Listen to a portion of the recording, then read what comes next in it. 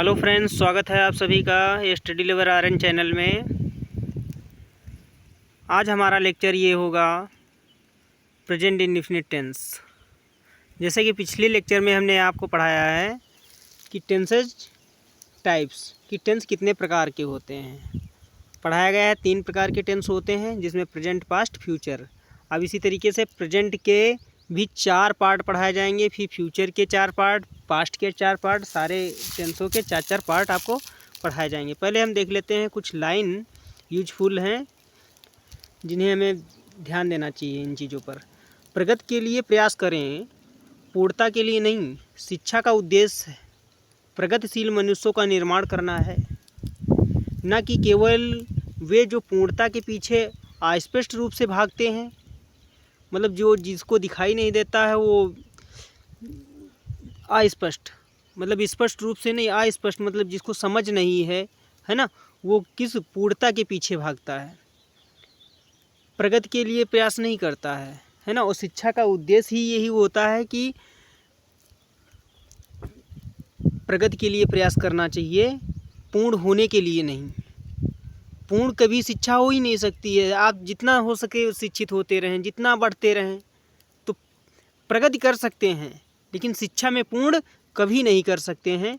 आगे क्या बोला गया है, यदि आप इसके बारे में सोचते हैं तो मानव समाज को एक सभ्य समाज में बदलने वाला एकमात्र आवश्यक कारक शिक्षा है। अगर शिक्षा के बारे में सोचते हैं तो शिक्षा ही एक ऐसा कारक है जो मानव को एक असभ्य व्यक्ति से सभ्य व्यक्ति में प्रवेश कराता है ना। अगर शिक्षा ना हो तो मनुष्य क्या है, पशु के ही समान होता है। ये चीज़ आप मान लीजिए। तो हम रोज़ की तरह 5 WH फैमिली वर्ड देख लेते हैं। कौन कौन से हैं। हुम ईवर का मतलब होता है जिसको भी। व्हिच ईवर का मतलब होता है इसमें से जो भी। हुम ईवर का मतलब क्या होता है, व्हिच ईवर का मतलब होता है इसमें से जो भी। और हुज ईवर का मतलब होता है जिस किसी का भी।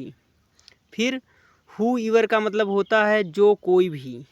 हु ईवर का मीन्स जो कोई भी। हाउ ईवर का मतलब होता है जितना भी, है ना। आज हम पढ़ने वाले क्या हैं ये देखते हैं। प्रेजेंट इंडेफिनिट टेंस में हम ये चीज़ें पढ़ेंगे, बहुत अच्छी चीज़ें होंगी कि कौन कौन से प्रकार के हम एक्शन करते हैं प्रेजेंट में, है ना। तो प्रेजेंट में कौन कौन से प्रकार के एक्शन होते हैं, जैसे रेगुलर माने एक्शन, रेगुलर एक्शन माने नियमित कर्म, है ना, नियमित क्रियाकलाप। इरेगुलर माने अनियमित क्रियाकलाप। हैप्चुअल एक्शन माने आदत संबंधी कोई कार्य करते हैं। यूनिवर्सल ट्रूथ माने जो सार्वभौमिक सत्य होता हो, वो भी प्रेजेंट इंडेफिनिट टेंस में काउंट किया जाएगा। नियर फ्यूचर प्लान एक्शन मतलब जो फ्यूचर के समीप होने वाले एक्शन है वो। और फिर फॉर एक्चुअल प्रेजेंट मतलब जो वास्तव में प्रेजेंट होता है ना, उसको भी हम प्रेजेंट में काउंट करते हैं। न्यूज़पेपर हेडलाइंस, न्यूज़पेपर की जो हेडलाइंस होती हैं उनको पढ़ेंगे। और क्या पढ़ेंगे, प्री प्लान्ड फ्यूचर, फ्यूचर के विषय में हम क्या प्लानिंग करने वाले हैं उसको भी, फ्यूचर की जो पहले हम प्लानिंग कर लेते हैं प्रेजेंट में, वो भी प्रेजेंट इंडेफिनिट टेंस में काउंट की जाएगी। समझ में आया ना। आप देखते हैं लेक्चर को। अब क्या है present indefinite tense. Present indefinite tense कैसे, प्रेजेंट इंडेफिनिट टेंस को सामान्य वर्तमान काल या वर्तमान अनिश्चित काल भी कहा जाता है। सामान्य काल मतलब प्रेजेंट इंडेफिनिट टेंस को हम सिंपल प्रेजेंट भी बोल सकते हैं, है ना, जिसे सामान्य वर्तमान काल कहा जाएगा। और वर्तमान अनिश्चित काल भी कह सकते हैं, जिसे हम प्रेजेंट इंडेफिनिट कहते हैं। ठीक है, अर्थात जिन कामों के बारे में हमें नहीं पता होता है, हमें क्लियर ना हो कि कौन किस समय काम हो रहा है, बस इतना ज्ञात होता है कि प्रेजेंट में हो रहा है। काम कब से शुरू हुआ है और कब ख़त्म होगा ये भी निश्चित नहीं होता है। यानी जिस काम की शुरुआत और अंत के बारे में पता ना हो वह काल प्रेजेंट इंडेफिनिट में होता है। क्लियर है। अब नेक्स्ट हम देखते हैं, नेक्स्ट क्या है, यानी कि जिसमें हमें किसी निश्चित समय के बारे में, है ना पता हो, बल्कि यह कुछ ऐसी क्रियाएं हैं जो कि रोज़ाना अपने समय पर होती हैं, है ना, या फिर कभी कभी होती हैं, लेकिन जब मन करता है तब किसी के द्वारा की भी जा सकती हैं, ज़रूरी नहीं है। कुछ चीज़ें हैं समय समय पर होती हैं, जैसे यहाँ पर दे रखा है यूनिवर्सल ट्रूथ, जो समय पर होती हैं कुछ चीज़ें।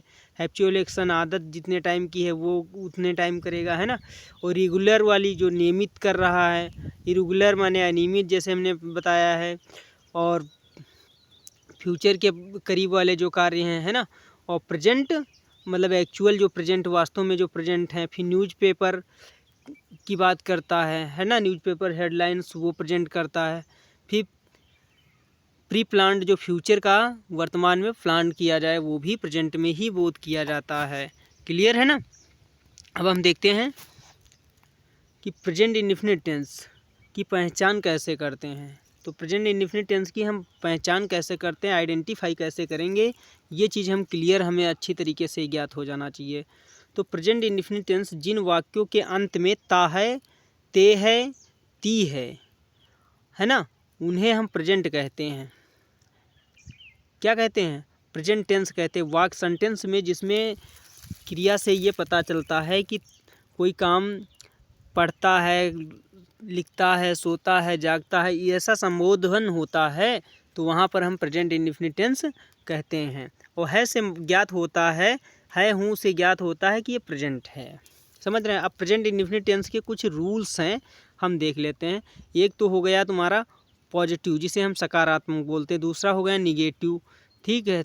तीसरा हो गया रूल आपका इंट्रोगेटिव रूल। उसके बाद चौथा हो गया आपका इंट्रोगेटिव प्लस निगेटिव, जिसमें नकारात्मक और प्रश्नवाचक दोनों होंगे। और तीसरे में नकारात्मक केवल प्रश्नवाचक होगा, और दूसरे वाले में नकारात्मक होगा, पहले वाले में सकारात्मक होगा, मतलब जिसमें सकारात्मक सोच रखता हो। आई हो यहाँ पर क्वेश्चन मार्क का यूज नहीं हुआ, थोड़ा मिस हो गया, तो याद रखना रूल में। पहले हम सिंपल प्रेजेंट का रूल देख लेते हैं, मतलब सकारात्मक वाला, है ना। प्रेजेंट का सकारात्मक रूल क्या होता है? पहले सब्जेक्ट लिखा जाएगा, फिर वर्ब लिखा जाएगा, यस या ईएस, ऑब्जेक्ट। यस या ईएस का यूज तब होगा जब सब्जेक्ट कैसा होगा? सिंगुलर होगा। सब्जेक्ट कैसा होगा? सिंगुलर होगा, जैसे, है ना, तब यस या ईएस का यूज होगा, अदरवाइज नहीं होगा। फिर सब्जेक्ट निगेटिव वाला सेंटेंस देख लेते हैं। सब्जेक्ट और फिर डू डज का यूज, फिर नॉट, हेल्पिंग वर्ब, यहाँ पर हेल्पिंग वर्ब के बाद नॉट का यूज होगा, फिर मेन वर्ब की फर्स्ट फॉर्म, उसके बाद ऑब्जेक्ट का यूज होगा। ये हो गया निगेटिव सेंटेंस का रूल। उसके बाद प्रेजेंट इंट्रोगेटिव रूल्स। प्रेजेंट का इंट्रोगेटिव रूल क्या है, तो यहाँ पर ये भी चेक कर लेते हैं कि प्रेजेंट का इंट्रोगेटिव जो रूल होता है, हेल्पिंग वर्ब से प्रारंभ हो या WH फैमिली स्टार्टिंग होगी तो उसके बाद हेल्पिंग वर्ब होगी। हेल्पिंग वर्ब जरूर होगी, है ना, और सब्जेक्ट से पहले होगी। तो ये याद रखना कि हेल्पिंग वर्ब क्या होगी प्रेजेंट इंडेफिनिट टेंस में, सब्जेक्ट से पहले हेल्पिंग वर्ब का यूज किया जाएगा, तो वो होगा। और वो लास्ट में क्वेश्चन मार्क होगा। तो यहाँ पर डू या डज का पहले यूज कर लिया गया, ये हेल्पिंग वर्ब है, फिर सब्जेक्ट है, फिर वर्ब की फर्स्ट फॉर्म, उसके बाद ऑब्जेक्ट, फिर क्वेश्चन मार्क का यूज किया गया है।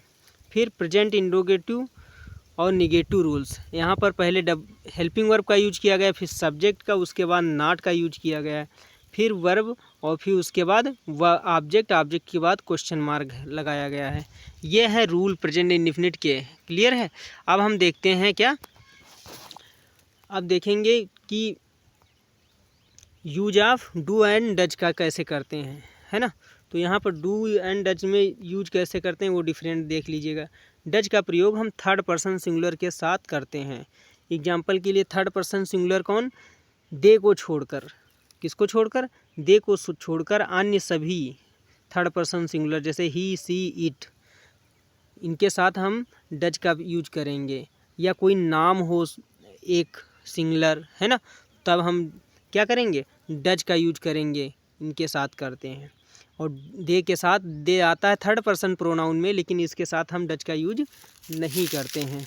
यहाँ पर डू का प्रयोग हम थर्ड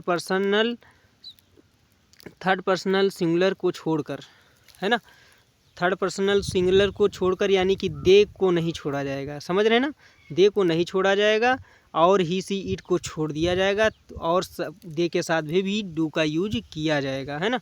तो यहाँ पर देखो दे के साथ में भी डू का यूज किया गया, जबकि दे कौन सा? थर्ड पर्सन सिंगुलर प्रोनाउन में आता है। तो क्लियर है। यहाँ पर ही सिंगुलर में आता है तो डज का यूज किया गया है, और यू सेकंड पर्सन में आता है तो डू का यूज किया गया है। ईट थर्ड पर्सन में आता है, डज का यूज किया गया है। वी फर्स्ट पर्सन में आता है तो डू का यूज किया गया है। तो समझ गए ना कि ये 3 वर्ड छोड़कर और सिंगुलर नाउन छोड़कर सबके साथ डू का यूज करना है आपको। क्लियर। अब नेक्स्ट देखते हैं कि प्रेजेंट इंडेफिनिट टेंस को बनाने का नियम क्या होता है। प्रेजेंट इंडेफिनिट टेंस का बनाने का नियम होता है डू एंड डज का प्रयोग हमेशा नहीं किया जाता है। एक चीज़ याद रखना, निगेटिव और इंट्रोगेटिव वाक्यों में ही किया जाता है।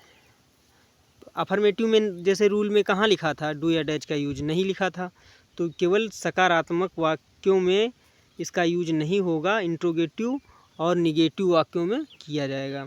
जब वाक्य में सब्जेक्ट सिंगुलर अवस्था में हो या फिर किसी व्यक्ति का नाम हो, जैसे राहुल, राम, दिवेश, तब हमेशा वर्ब के साथ यस या ईएस लगाकर ही वाक्य बनाएं। अगर कोई सिंगुलर आता है या किसी पर्टिकुलर एक पर्सन का नाम है तो यस या ईएस का यूज करेंगे। ठीक है। उसके बाद हम देखते हैं थर्ड नंबर, किसी भी बहुवचन प्लूरल के साथ यानी प्लूरल सब्जेक्ट के साथ हमें वर्ब में यस या ईएस का प्रयोग नहीं करना है। कोई भी बहुवचन हो तो उसके साथ यस या ईएस का यूज नहीं करना है। कोई बहुवचन सब्जेक्ट के साथ यस या ईएस का यूज नहीं होगा। जब प्रेजेंट इंडेफिनिट टेंस में किसी क्रिया या फिर वर्ब के अंत में इसमें से कुछ आए, जैसे O, X, Z, S, S H, C H, S H आए तो हमें उस क्रिया में यस या ईएस को जोड़ देना है। कहने का मतलब यहाँ पर यस का यूज नहीं करना है अगर क्रिया के अंत में ये वर्ड आते हैं, है ना, और ईएस जोड़ना है। किसी वर्ब में क्या है, अगर ये वर्ड आते हैं तो आप ईएस जोड़ें। किसी वर्ब के इंड में यस एच आए, सी एच आए, डबल एस आए, यस आए, जेड आए, यक्स आए, ओ आए तो ईएस का यूज करिए। अगर इसके एक्स्ट्रा अतिरिक्त कोई भी आते हैं तो ये मान लो यस का यूज करना है, सिंगुलर सब्जेक्ट के साथ ये रूल लगेगा, है ना। अब हम देखते हैं कि उदाहरण के लिए समझ सकते हैं, जैसे सी एच अभी जैसे हमने पढ़ाया था, सी एच वर्ब के इंड में आया तो ई एस का यूज किया गया है ना। गो, ओ आया वर्ब के इंड में तो ई एस का यूज किया गया है। सी एच आया फिर ई एस का यूज किया गया है। डबल एस आया वर्ब में पास माने गुजर जाना तो पासेज कर दिया गया है।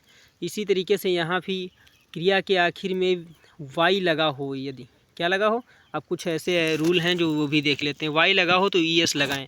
ई एस कैसे लगाएंगे तो वहाँ पर ध्यान देना है।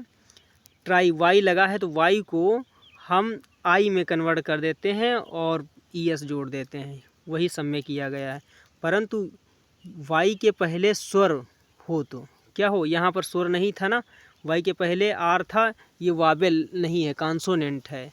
और यहाँ पर यदि अगर स्वर दे रखा हो तो वाई के पहले तो यस ही लगाया जाएगा। यहाँ पे वाई के पहले क्या है, प्ले में वाई के पहले ए है तो वावेल है, वावेल है तो यस लगेगा, ई एस नहीं लगेगा। क्लियर है, समझ रहे हैं ना। इस तरह से आप जब भी किसी क्रिया के अंत में O, X, Z, S, H, C H, S इन शब्दों को देखो तो आप उस वर्ब के अंत में यस या यस का प्रयोग कर सकते हो। क्लियर है ना, तब आप कर सकते हो। अब हम देखते हैं कि अफर्मेटिव सेंटेंसेस। अफर्मेटिव सेंटेंसेस होते क्या हैं। अफर्मेटिव सेंटेंस का स्ट्रक्चर देखिए, सब्जेक्ट पहले लिखा जाएगा, फिर वर्ब, वर्ब की फर्स्ट फॉर्म, और उसमें यस या एस का यूज होगा जब सिंगुलर सब्जेक्ट होगा, मैं पहले भी बोल चुका हूँ। फिर उसके बाद ऑब्जेक्ट लिखा जाएगा।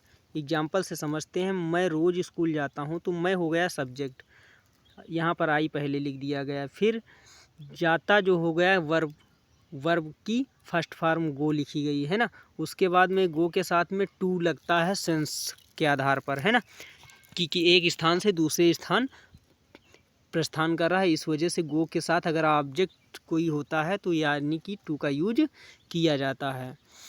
तो फिर रोज़ जाता हूँ तो रोज़ की मीनिंग हो गई डेली, स्कूल की मीनिंग हो गई स्कूल लिख दी गई है ना। हम रोज़ अपना काम करते हैं, तो वी हम सब्जेक्ट हो गया, वी क्या है सब्जेक्ट हो गया, वी उसके बाद करते की डू लगा दी गई, अपना काम करते हैं आवर वर्क, और रोज़ करते हैं तो रेगुलरली मतलब नियमित करते हैं, है ना। तो ये भी प्रेजेंट का बोध हो रहा है। ये आदत संबंधी कोई बात है। तुम सुबह व्यायाम करते हो, तो यहाँ पर यू व्यायाम की टेक एक्सरसाइज, तुम व्यायाम करते हो तो take exercise in the morning, सुबह में करते हो, क्लियर है ना। वे रोज़ दूध पीते हैं, कौन, वे रोज़ दूध पीते हैं, तो यहाँ पर लिखा गया दे, ये थर्ड पर्सन प्रोनाउन, उसके बाद ड्रिंक प्लूरल है ना, तो यहाँ पर यस या यस का यूज नहीं किया जा रहा है ना। क्या किया जा रहा, ये सब प्लूरल हैं, तो यहाँ पर यस या यस का यूज कहीं पर किया गया, नहीं किया गया है, ये चीज़ याद रखना। तो यहाँ पर they drink milk every day, वे रोज़ दूध पीते हैं, तो एवरी डे क्लियर हो गया, they drink milk every day. Ram, उसके बाद बोला गया क्या, राम कड़ी मेहनत करता है, क्या करता है, कड़ी मेहनत करता है, तो राम वर्क हार्ड, तो राम पहले लिखा गया और मेहनत करने की वर्क्स लिख दी गई, उसके बाद में कड़ी की हो गई हार्ड, है ना। तो इस तरीके से हमने अफर्मेटिव सेंटेंस आपको, आप देखते हैं निगेटिव सेंटेंस। निगेटिव सेंटेंस का स्ट्रक्चर रूल का क्या होता है, सब्जेक्ट प्लस डू या डज, फिर नॉट वर्ड का यूज, फिर उसके बाद में वर्ब की फर्स्ट फॉर्म, फिर ऑब्जेक्ट। तो एग्जांपल से समझते हैं, the peon does not ring the bell. अब चपरासी जो है घंटी नहीं बजाता है, चपरासी जो है घंटी नहीं बजाता है, चपरासी घंटी नहीं बजाता है, तो चपरासी द प्यून हो गया सब्जेक्ट, है ना। और फिर डज नॉट या डू नॉट में से चूज क्या किया, चपरासी प्यून जो है सिंगुलर सब्जेक्ट है, क्या है, जब सिंगुलर है तो सिंगुलर के साथ में डज लगाया गया है, डू का यूज नहीं किया गया, तो डज नॉट द बेल, है ना। और रिंग माने बजाना और घंटी माने बेल हो गया। फिर he does not take bath every day, वह प्रतिदिन स्नान नहीं करता है, तो ही के बाद क्या लगाया गया, डज, क्योंकि डज जो है सिंगुलर है, सिंगुलर के साथ यस या यस का यूज होता है, तो सिंगुलर के साथ हेल्पिंग वर्ब में डज का यूज किया जाएगा, तो यहाँ पर कर लिया गया।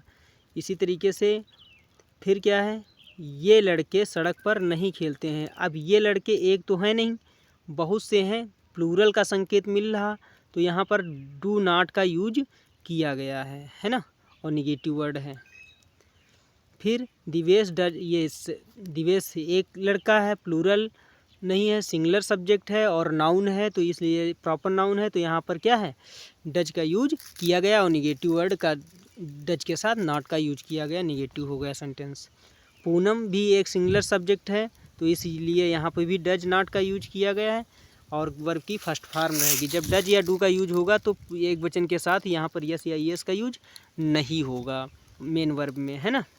अब हम देखते हैं इंट्रोगेटिव सेंटेंस, प्रश्नवाचक वाक्य। प्रश्नवाचक जिसमें कोई प्रश्न करता हो वो प्रश्नवाचक वाक्य कहलाते हैं। स्ट्रक्चर देखते हैं, यहाँ पर डू या डज पहले आएगा, हेल्पिंग वर्ब से स्टार्ट हो या WH फैमिली से स्टार्ट हो, इंट्रोगेटिव सेंटेंस कहलाएंगे।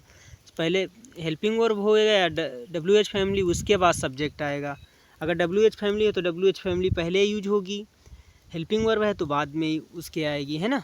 हेल्पिंग वर्ब के पहले आता है WH फैमिली, अगर लगा होगा, नहीं लगा होगा तो हेल्पिंग वर्ब से स्टार्ट होगा, फिर सब्जेक्ट होगा, फिर वर्ब होगा, उसके बाद ऑब्जेक्ट, ऑब्जेक्ट के बाद क्वेश्चन मार्क, है ना। क्वेश्चन मार्क के बाद में आप देखते हैं does the peon ring the bell. अब यहाँ पर डज पहले यूज हुआ क्योंकि चपरासी जो था एक वचन था, डू नहीं लगाया गया, है ना। तो क्या चपरासी घंटी बजाता है, यहाँ पर क्वेश्चन कर रहा है ना। फिर does he take bath every day, अब फिर क्वेश्चन डज, वह के लिए ही लगाया, ही के लिए डज लगाया गया, क्या वह प्रत्येक दिन स्नान करता है ना। तो फिर उसके बाद नेक्स्ट है डू दीज बॉयज, ये लड़के, बहुवचन है ना, ये लड़के कहाँ बता रहा है, ये लड़के, डू हो गया हेल्पिंग वर्ब। फिर दीज बॉयज, ये लड़के, play on the road, road पर खेलते हैं, तो ये भी इंट्रोगेटिव सेंटेंस है। अब देखते हैं नेक्स्ट हम interrogative plus negative. Interrogative plus negative मतलब ये कैसे वाक्य होंगे, प्रश्नवाचक होंगे और नकारात्मक दोनों साथ में होंगे। मतलब प्रश्न भी किया जाएगा और नॉट का भी सेंस होगा, नहीं का भी सेंस होगा। स्ट्रक्चर देखते हैं, पहले डू एज डज होगा, फिर सब्जेक्ट होगा, उसके बाद सब्जेक्ट के बाद यहाँ पर जब इंट्रोगेटिव और निगेटिव दोनों हों तो पहले हेल्पिंग वर्ब होगी, उसके बाद सब्जेक्ट होगा, याद रखना। फिर सब्जेक्ट के बाद नॉट वर्ड का यूज किया जाएगा अगर निगेटिव वर्ड की इस तरीके प्रेजेंट इंडेफिनिट में बोध करा रहा है ना। और फिर वर्ब की फर्स्ट फॉर्म, फिर ऑब्जेक्ट लगाया जाएगा, फिर क्वेश्चन मार्क, है ना। एग्जाम्पल से समझते हैं। मैं रोज़ स्कूल क्यों नहीं जाता हूँ, तो यहाँ पर मैं और क्यों जो आया WH फैमिली वर्ड है। वाई का यूज पहले किया गया। फिर उसी तरीके से मैंने जैसे बताया था हेल्पिंग वर्ब, ये WH फैमिली पहले यूज होगी हेल्पिंग वर्ब से, फिर डू हेल्पिंग वर्ब हो गई, फिर आई सब्जेक्ट है, आई क्या है सब्जेक्ट है, उसके बाद देखो नॉट का यूज किया गया, फिर गो टू स्कूल डेली। मैं रोज़ स्कूल क्यों नहीं जाता हूँ, तो यहाँ पर समझ गए आ गया ना। आई के पहले जो है डू हेल्पिंग वर्ब का यूज, वाई के बाद जो है नॉट वर्ड का यूज, फिर मेन वर्ब की फर्स्ट फॉर्म, फिर अदर वर्ड। क्लियर। अब इसी तरीके से why do we not do our work regularly. Why अब बोला गया है, वी मीन्स हम, वाई मीन्स क्यों, डू माने हेल्पिंग वर्ब के रूप में, और फिर नेक्स्ट डू माने करते हैं ना। तो हम रोज़ अपना काम क्यों नहीं करते हैं, तो क्यों भी आया नहीं भी आया तो दोनों चीज़ें हैं, क्यों नहीं नियमित करते। तो यहाँ पर जो वी के पहले जो है हेल्पिंग वर्ब है उस, और हेल्पिंग वर्ब के पहले है WH फैमिली है, और वी के बाद जो है वो निगेट वर्ड है, उसके बाद मेन वर्ब डू है ना। यहाँ पर डू हेल्पिंग वर्ब है, यहाँ पर डू मेन वर्ब है, और आवर वर्क ये तुम्हारा ऑब्जेक्ट हो गया। नेक्स्ट देखते हैं, तुम सुबह व्यायाम क्यों नहीं करते हो। यहाँ पर भी वाई हेल्पिंग वर्ब है, फिर डू, उसके बाद वो यू, उसके बाद में not take exercise in the morning. Clear. I hope understand. आप सभी को ये लेक्चर पसंद आया हो तो एक बार ज़रूर कमेंट में बताएं। अगर ना पसंद आया हो तो कमेंट में ज़रूर बताएं कि क्या त्रुटि है, मैं उसका प्रयास करूँगा क्लियर करने का, है ना। Thank you.